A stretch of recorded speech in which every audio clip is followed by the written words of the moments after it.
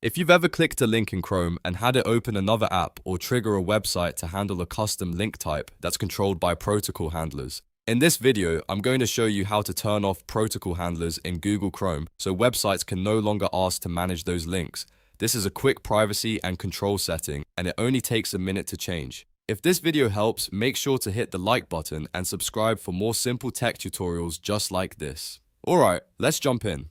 First, open Google Chrome on your computer. Once Chrome is open, look to the top right corner of the browser window and click the three dots menu. This opens Chrome's main menu where all the browser settings are stored. From the menu, click Settings. That will open the full Chrome settings page. Now, on the left side of the screen, find and click Privacy and Security. This section is where Chrome keeps a lot of the options related to website permissions, tracking, and browser behavior. Inside Privacy and Security, click Site Settings. This is the area that controls what websites are allowed to do, including access to your camera, microphone, notifications, pop-ups, and more advanced permissions. Next, scroll down until you see Additional Permissions. Click that to expand the extra permission settings. These are the more advanced controls that don't always appear at the top of the page, so if you don't see it right away, just keep scrolling a little.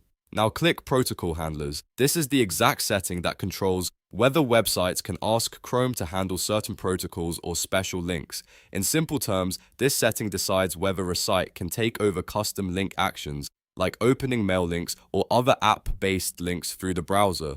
To turn this off, select Don't allow sites to handle protocols. Once you choose that option, Chrome will stop websites from automatically requesting to manage those protocol links. That gives you a little more control over how links behave in your browser and can help reduce unwanted prompts. And that's it.